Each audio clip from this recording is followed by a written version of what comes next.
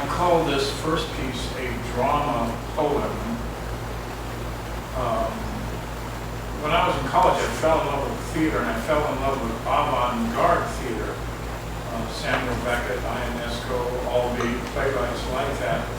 And all of the arts that I've been fortunate enough to be involved in my life kind of have that tinge or tone to them. So I'm going to read you what I call a drama poem. This is called Just After Breakfast for Two Players. I discovered a tiny fragment of an eraser on my living room couch just after breakfast. The police arrived within the hour. An eraser, huh? Yes, that's right, officer. What color was it? Pink, sir. Pink. The worst kind. Was there anyone here with you at the time? No, sir, I was alone with the fish tank. What happened next? You know, I can't really say, sir. It all happened so fast. I may have screamed, ran out of the house, flailing about, falling into random shrubs and nasturtiums. Were there erasures? Erasures? Yes, you know, the remnants of an eraser after use. Oh, yes, I'm sure there must have been. We'll have to sequester the house. Do you have some place you can stay? I could call a rabbi. Are you Jewish? No, sir. You'd better get your things together. We'll make the arrangements. Will this go on my permanent record, sir? No more questions for now. We'll need to see some identification and receipts. Receipts? Yes, all receipts.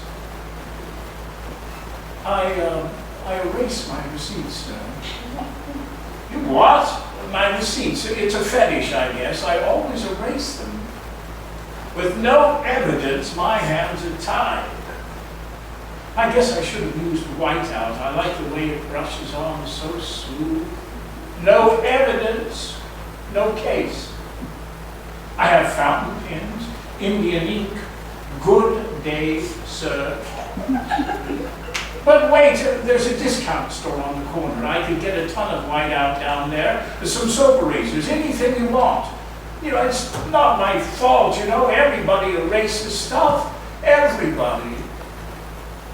He stands for a moment, staring straight front, takes a pencil and notepad from his shirt pocket, scribbles on the pad briefly, stares front, takes large eraser from Pat's pocket, feverishly erases pad, blackout.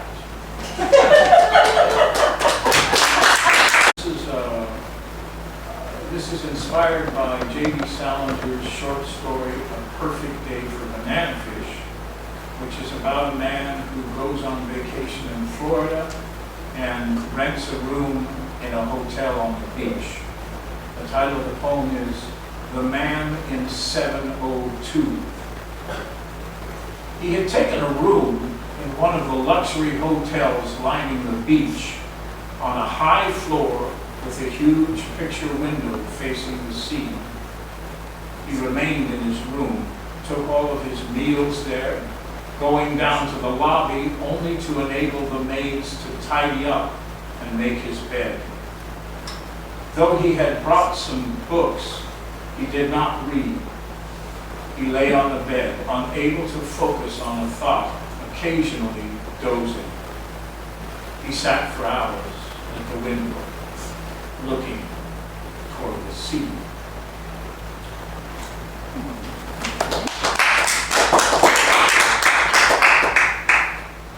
This next one is called The 5 O'Clock, kind of a protest poem.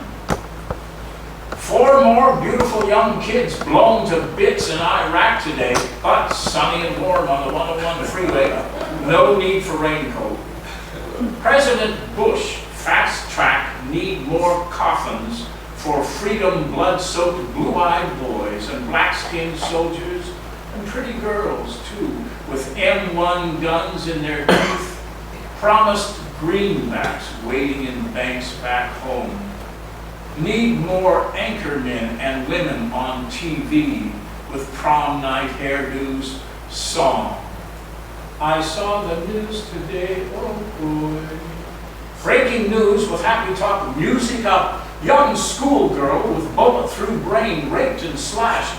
Plus, coming up on the 5 o'clock, city streets, 90-mile-an-hour police pursuit with no good, desperate, mixed-race bad guy at the wheel. Bad guy running, because he needs more life, and he needs it right now.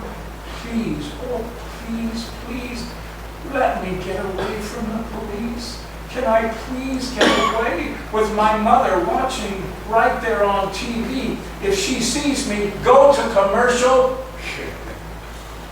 Sorry, Mom.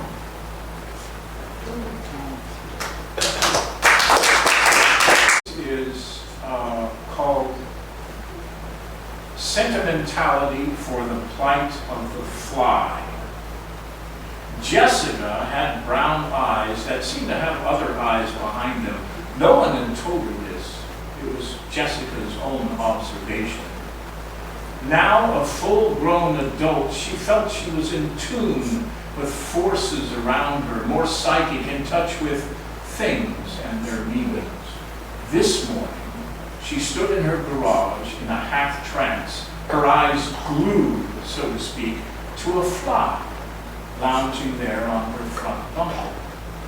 Her automobile, always ready to whisk her away for escape, to set her free, but not this morning. This morning was but for a sentimentality for the plight of this fly. The fly with the pretty blue-green head. A half-trance that could be an all-stop was now delayed, sidetracked, so to speak, by this bug on the bumper. So, on the concrete, Jessica stood directly in front of her 4-cylinder hatchback. She always fancied it so dearly, yet were she to accelerate, would the fly's eyes mash in and crush its tiny membrane skull? Would a gossamer wing rip and vanish forever in a sea of Acura Legends and Nissan Altima rush hour traffic? Would the tiny egg sacs carried about by the little gnat's agile feet, would they get sucked up and incinerated in flashing metropolitan neon tubes? Jessica's brown eyes set deep into wonder.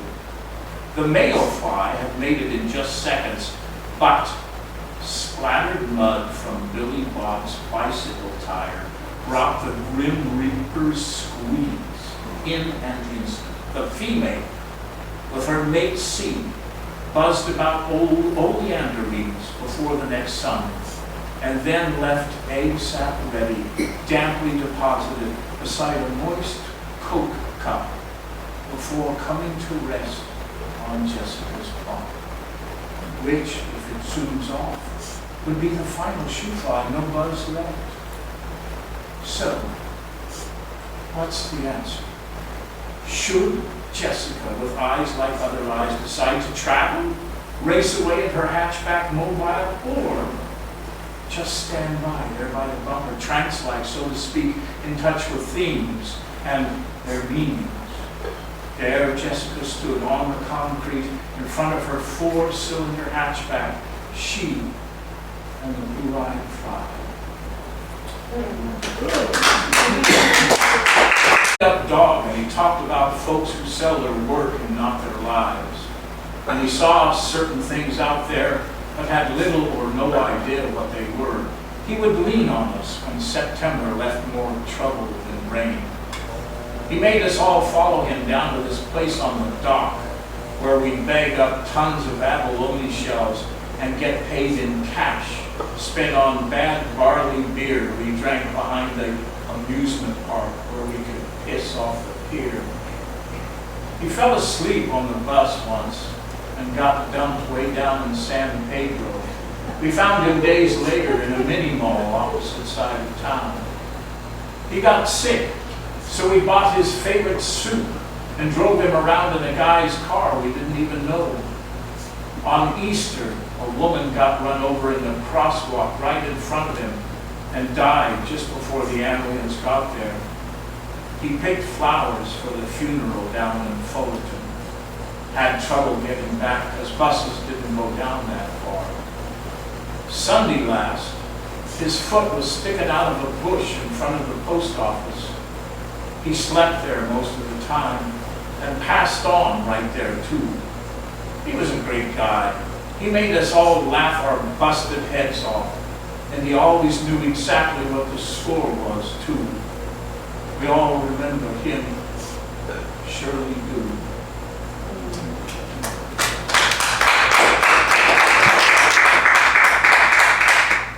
This just in, on a local note, a pet dog was said to have mistakenly jumped into a fisherman's boat, accidentally discharging a shotgun, resulting in the fisherman's death. Other witnesses were in doubt of the dog's supposed innocence when they reported seeing a hook-nosed salmon hand the dog $20 minutes after the incident occurred. More details as they emerge. That's from Saturday Night Live, by the way. It's not mine. I just wanted to stick it in there. This is called They Ought To. They ought to have love in little paper packets so you can take some out and look at it. Packets about the same size as a candy bar, perhaps. Easy to carry, manageable, and different assortments with shiny adjectives printed on the labels. Packets might just appear stored in a desk drawer, or inside the pocket of a sport coat, or in a cedar-lined chest at the back of a hallway closet. That would be for those hurt in love, but not hurt enough to throw it away. People would say to one another, "Any love here today?" "Why, yes," one might retort. "I found some by the easy chair in the guest room." You might see a packet along the road and stop to see if you could catch it. There would always be some packets around chapels and big trees in the graveyard and all over the place at the senior prom. People would dearly tend to their packets, but might not speak of them so easily. Words could be corny, misinterpreted, but they could be slicked up a bit, bragged about, worn on the sleeve if you like.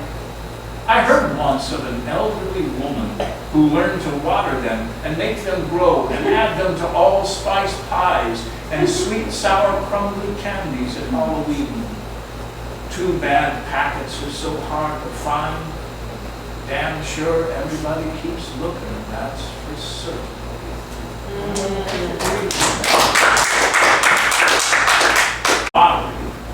I can set things straight.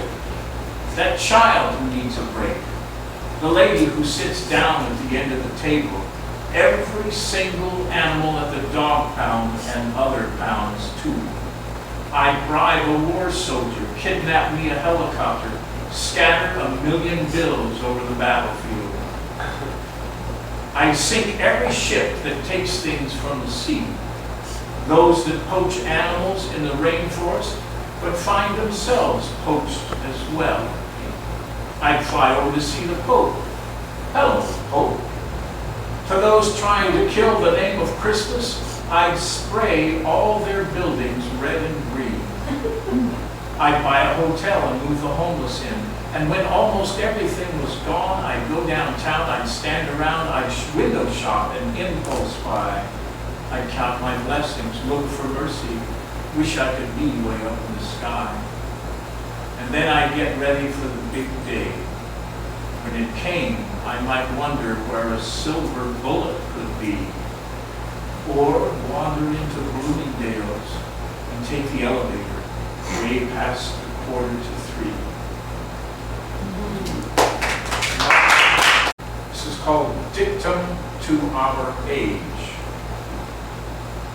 Do not smile, or exclaim, or look excited, or obey your instincts in any way shape or form, just